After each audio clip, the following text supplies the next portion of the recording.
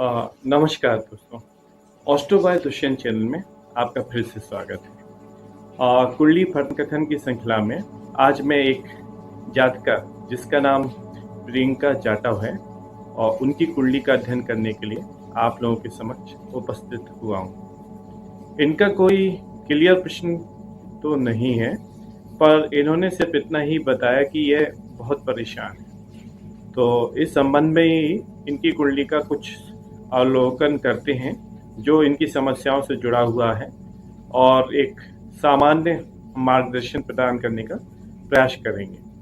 और इनकी date of birth है 27 अक्टूबर 2002 और इनके जन्म का समय है 7:30 PM शाम को। और जन्म का स्थान है इनका रायसेन, जो कि मध्य प्रदेश में आता है।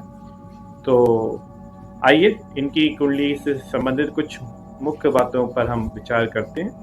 और इसी के साथ ही आप लोग यदि मेरे इस चैनल को देख रहे हैं तो और प्रेडिक्शंस मेरी आपको सही समझ में आ रही है तो आप चैनल को लाइक कीजिए, सब्सक्राइब कीजिए।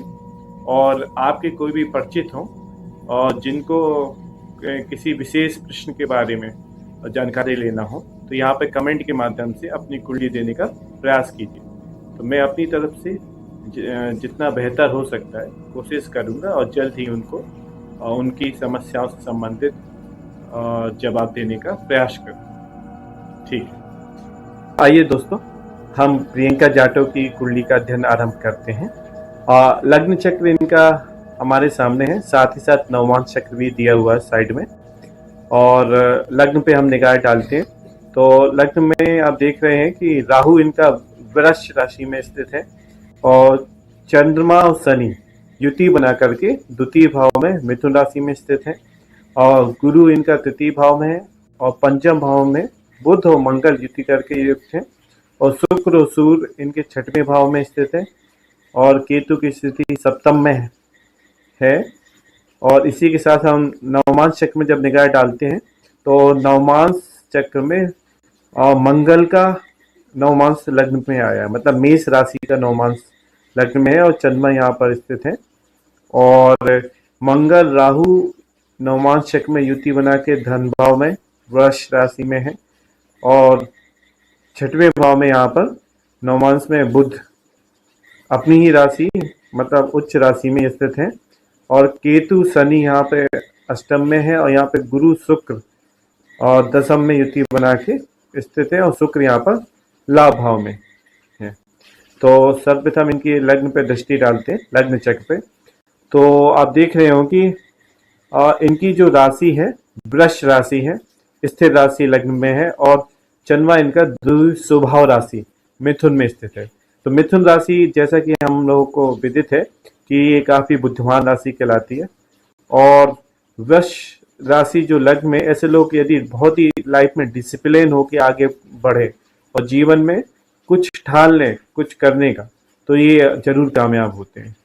ठीक है, और अभी आप देख रहे होंगे कि इनका जैसा कि प्रश्न था कि ये कुछ समस्याओं से ग्रसित हैं और तो उसके हिसाब से आप देख रहे होंगे कि लग्न में राहु है और सातवें भाव में केतु है और लग्न राहु केतु के मध्य ही सारे ग्रह हैं।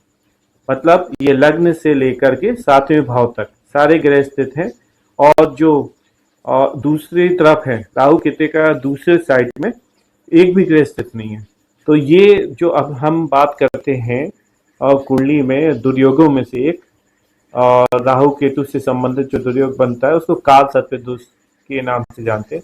यहाँ पे आपको स्पष्ट रूप से दृष्टि गोचर होगा कि देखिए राहु और केतु इनके साथ कोई भी ग्रह स्थित नहीं है और इनके एक तरफ सारे ग्रह स्थित हैं यहाँ पर। तो ये कुंडली काल सर्प दोष से प्रभावित है। अब यहाँ पे आप देखेंगे साथ ही काल सर्प दोष से प्रभावित होने के साथ यहाँ पे चंद्रमा और शनि की धन भाव में स्थिति। ठीक है, तो चंद्र और शनि का योग जो कि विष योग बनाता है। और आप देखेंगे यहाँ पर कि शुक्र और सूर्य जो कि इनका लग्नेश इनका वृष राशि का लग्न है। तो वृष का स्वामी यहाँ पे शुक्र होके छठवें भाव में सूर्य के साथ स्थित है और सूर्य यहाँ पर नीच स्थिति में छठवें भाव में हालांकि सूर्य छठवें भाव का सत्वहंता योग बनाता है और विजय दिलाता है बड़े बड़े रणनीति और युद्ध कौशलों में। तो पर यहाँ पे सूर्य अपनी नीच राशि में आ गया है और इस राशि का अधिपति साथ में होने के साथ में कहीं इसका नीच भंग भी हो रहा है, पर उसका कहीं ना कहीं प्रभाव जरूर रहेगा। और बुध और मंगल यहाँ पे बुध उच्च राशि में होकर मंगल पंचम में स्थित है। तो ये क्या व्यक्ति को बहुत ही तीक्ष्ण बुद्धि बुद्धिमान बनाता है और साथ ही बहुत ही तीक्ष्ण बुद्धि का बनाता है, क्योंकि मंगल साहस और बुद्ध और साहस और बुद्धि का कॉम्बिनेशन आप मान लीजिए इस तरीके से। तो इन्होंने कहा कि ये बहुत परेशान है, तो उसके हिसाब से आप यदि देखेंगे तो बताए चंद्र और शनि की थी, और इनका जो लग्न में देख रहे हैं नक्षत्र है, लग्न नक्षत्र इनका पुनर्वसु गुरु का नक्षत्र है, और राहु और केतु यहाँ पे करीब 20 अंश में यहाँ पे हैं। तो बताए ये बली स्थिति में, और राहु और केतु मतलब राहु अपनी वृष राशि को अपनी स्वराशि मानते हैं, या बताए इसको इस तरीके से भी कह सकते हैं उच्च राशि का प्रभाव यहाँ पर देते हैं। तो यहाँ पर राहु लग्न में स्थित होकर वृष राशि में स्थित होकर अपनी उच्च राशि का प्रभाव दे रहे हैं। अब इनका जो मुख्य प्रश्न था मतलब मुख्य प्रश्न इनकी समस्या से संबंधित था, तो उसके हिसाब से हम देख रहे हैं कि इनका लग्न में ही काल सर्प योग लगा हुआ है और चंद्र शनि का विषयोग बना हुआ है, और यहाँ पे लग्नेश छठवें भाव में स्थित होकर के अव नाम का योग बना रहे हैं। साथ ही साथ इनका सूर्य नीच राशि में स्थित है। तो ये स्थिति हमको ये दर्शाती है कि इनके आत्मविश्वास में भी कमी है, और कहते हैं मानसिक रूप से काफी परेशान है। मानसिक रूप से इस हद तक परेशान हो सकते हैं कि कोई भी काम का वक्त में ना होना, हर काम में अड़चने आना, जैसे काल सर्प दोष का प्रभाव पड़ता है। यदि व्यक्ति किसी भी कार्य को करने का प्रयास करता है, आगे जाने का प्रयास करता है, तो लास्ट मौके पर उसके काम में विराम लग जाता है और काम उसका डिले हो जाएगा, मतलब आती हुई चीज हाथ से निकल जाना। तो कहीं ना कहीं इसका दुष्प्रभाव मिलता है। अब जैसे कि आप यहाँ पर देख रहे हैं बुध और मंगल इनका यहाँ पर बुध उच्च राशि में है और मंगल इनका सप्तमी सो के, तो ये कहीं ना कहीं अपने प्रेम विवाह की तरफ भी इशारा कर रहा है और इससे संबंधित परेशानियों को भी ये कहीं ना कहीं बताने की कोशिश कर रहा है। तो इनकी जो मुख्य परेशानी है, सबसे ज्यादा परेशानी इनकी मानसिक रूप से है। और तो अब इसके लिए इनको क्या करना चाहिए? मानसिक रूप से यदि ये परेशान है और कुंडली के में जो काल सर्प योग नजर आ रहा है, हालांकि इनका राहु केतु वर्गोत्तमी, तो काल सर्प दोष तो बना रहे हैं, तो साथ ही साथ में कहीं ना कहीं शुभ स्थिति में आने का प्रयास करेंगे। मतलब राहु केतु एक एक्चुअल में क्या राहु केतु कोई ग्रह नहीं है, ये छाया ग्रह माना गया है इनको। मतलब जिस राशि में स्थित होते हैं या जिस जिस ग्रह के साथ होते हैं, तो उसी के ग्रह के अनुसार ये अपना प्रभाव देने की कोशिश करते हैं। जनरली राहु को हमने शनिवत माना है और केतु को हमने कुजवत मतलब मंगल के समान माना है। तो यहाँ पे आप देख सकते हैं राहु लग्न में बैठ के कि कार्य को विलंब करने का कोशिश कर रहे हैं। क्यों? क्योंकि राहु जिस राशि में स्थित है उसका अधिपति छठ में चला गया है, जो कि अवयोग बना रहा है। तो अब ये इतनी समस्याओं से ग्रसित, तो इसके सर्वप्रथम उपाय के तौर पे यदि एक काल सर्प योग की अपनी शांति कराएं, और सबसे ज्यादा ये जो मानसिक रूप से पीड़ित है इसके लिए ये नियमित रूप से और शिव मंदिर जाएं, वहां पर जल चढ़ाएं, और प्रतिदिन सोमवार को दुग्ध से बताए शिव शंकर जी का स्नान करें। ठीक है, तो ये कुछ एक सामान्य उपाय है जिनको ये अपना करके काफी हद तक स्थिति अपने पक्ष में ला सकते हैं।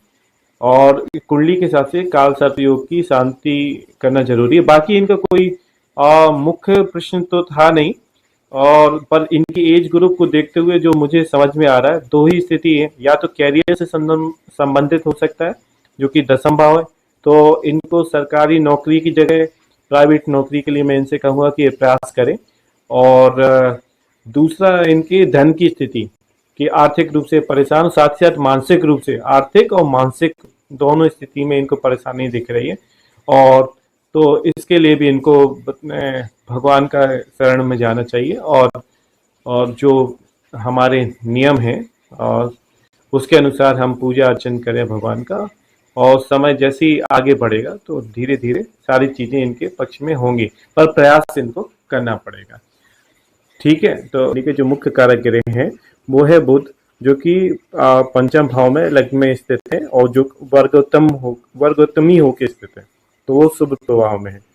तो मैं इनसे यही करूंगा कि ये गणेश जी की पूजा करें और शिव भगवान भोलेनाथ की शरण में जाएं और सूर्यदेव महाराज को प्रतिदिन जल दें। तो इससे काफी हद तक इनकी समस्याओं में कुछ आराम इनको प्राप्त होगा।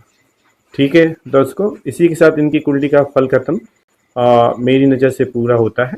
और आप लोगों को यदि कुछ अलग समझ में आ रहा हो तो कमेंट के माध्यम से बताने का प्रयास करें। और मैं इस चैनल को आप सब्सक्राइब करें, लाइक करें, और कोई भी आपके सजेशन हो तो ज़रूर हम लोगों तक पहुंचाने की कोशिश कीजिएगा। ठीक है, नमस्कार दोस्तों, जय महाकाल, सीताराम सीताराम।